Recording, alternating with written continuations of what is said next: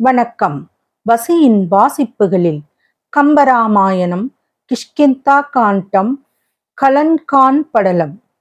ராமபிரானிடம் சொல்வதற்கு ஒன்று உண்டு என்று கூறிய சுக்ரீவன் அதனை சொல்லத் தொடங்கி, முன்னொரு நாளில் நாங்கள் இங்கே கூடியிருந்த சமயத்தில் ராவணன் இவ்வழியாக தனது தேரில் ஒரு பெண்ணரசியை கொண்டு சென்றான். அப்பெண்ணரசி தங்களின் மனைவியான சீதா தேவியோ அப்பொழுது அவள் இக்காடு மலைகளில் உள்ள நேரான வழியை பார்த்து துன்பத்தோடு கதறினாள். காதளவு ஓடிய கண்களை உடைய அவள் தனது கணவருக்குத்தான் சொல்லும் வழியை அறிவிக்க எண்ணியோ என்னவோ தனது ஆபரணங்களை தன் கண்கள் இரண்டும் மழையைப் போல பெருக்குகின்ற நீருடன் கீழே போட்டாள். அவற்றை நாங்கள் கீழே விழும் முன்னர் கைகளில் ஏந்தி கொண்டோம். அவளுடைய சரியான கருத்தை நாங்கள் அறியவில்லை. வல்லலே, அப்படி ஏந்திய அணிகல முடிப்பை அப்படியே பத்திரமாக வைத்திருக்கின்றோம். இப்பொழுது அதனை தங்களுக்கு காட்டுகின்றோம். தாங்கள் அதனை பார்த்து அவை பிராட்டியின் உடைவையா இல்லையா என்பதை அறிவீராக என்று கூறினான். பிறகு இந்த ஆபரணங்களை கொண்டு வந்து ராமரிடம் காட்டினான் சுக்ரீவன். சுக்ரீவனால் காட்டப்பட்ட சீதையின் அணிகலன்களை கண்டார் ராமர். அதனை பார்த்தளவிலே எரிகின்ற நெருப்பில் சேர்ந்த மெழுகு போல் உடம்பு உருகினார். அவர் உருகிய உருக்கத்தை பூரணமாக சொல்லும் திறமை எமக்கில்லை. மீண்ட உயிரை தரும் அமிர்த சஞ்சீவியைப் போல அந்த ஆபரணங்களை பார்த்ததால் அவர் மனம் வெகு நாட்களுக்கு பின் மகிழ்ச்சி கண்டது. ராமபிரான் இயல்பாகவே கொண்டறிந்த பேரறிவு சீதையை பிரிந்ததால் அவரிடம் பிரிந்து போயிருந்தது. இப்போது அவளுடைய நகைகளை கண்டதும் அப்பேரறிவு அவரிடம் திரும்பவும் குடி புகுந்தது.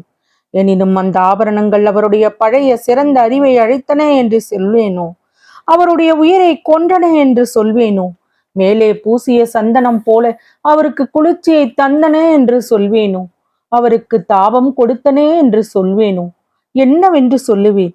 மேலும் பொறுக்க முடியவில்லை.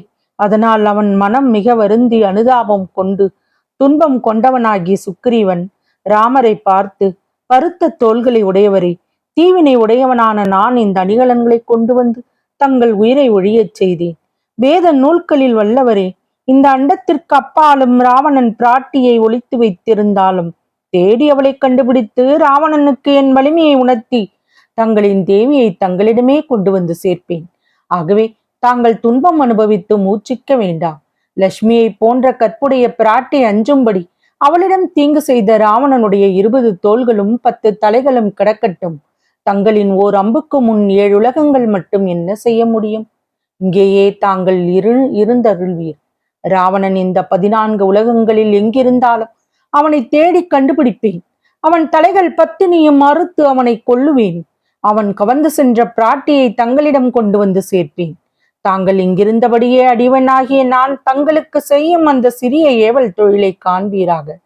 தாங்கள் ஏவிய பணியை செய்கின்ற துணைவர்களாக நாங்கள் இருக்கின்றோம். புருஷோத்தமா, தங்களின் தம்பியோ அழியா பெருவழி படைத்தவர். தாங்களோ மிக பெரும் வீரர். இவ்வாறு இருக்க தங்களை குறைவாக நினைக்கின்றீரே.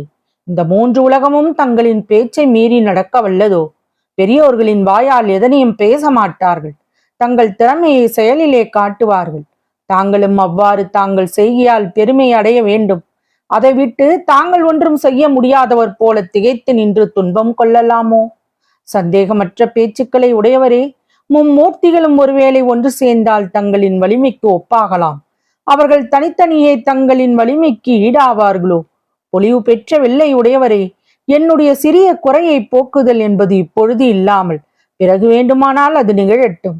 விரைவில் சென்று ராவணன் கையில் அகப்பட்டு கலங்கி தவிக்கும் பிராட்டியை அவனிடம் இருந்து முதலில் மீட்டுக்கொண்டு திரும்பி வருவோம் என்றான்.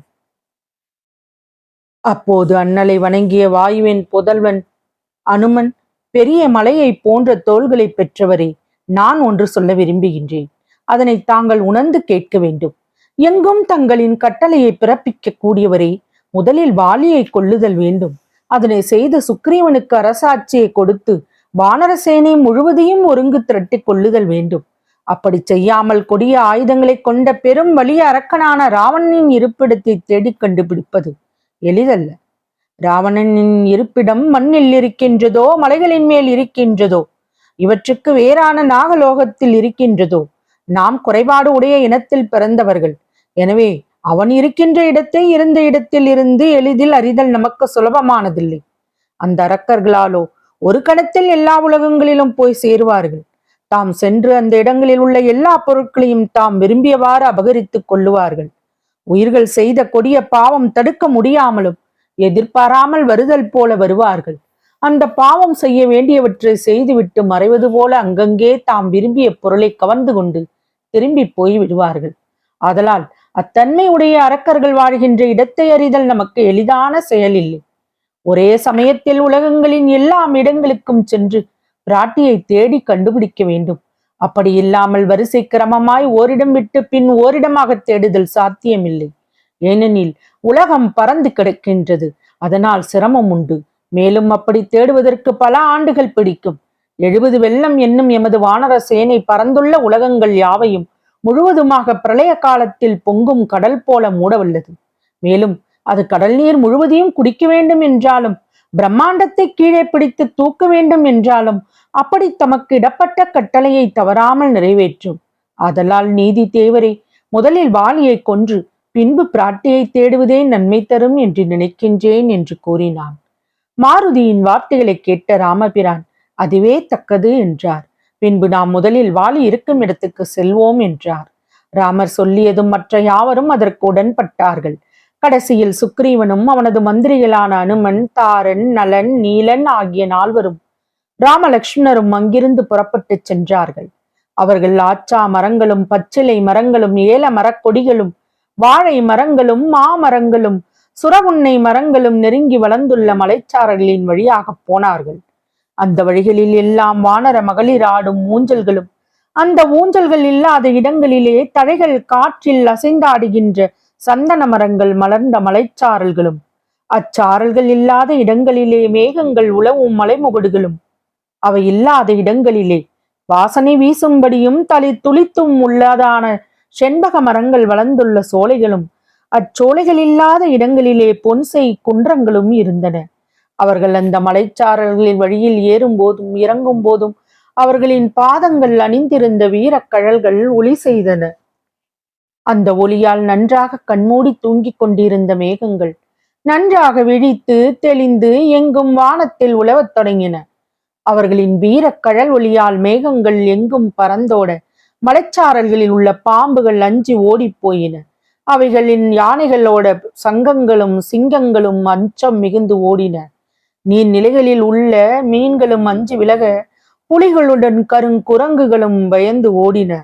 அத்தகைய மலைகளின் வழியே 10 யோசனை தூரம் நடந்து சென்று பொன்மயமான தேவலோகமாக இங்கு இறங்கி வந்தது போன்றதான மாவீரன் வாலி வாழும் கிஷ்கிந்தை மலையை அவர்கள் அடைந்தார்கள்.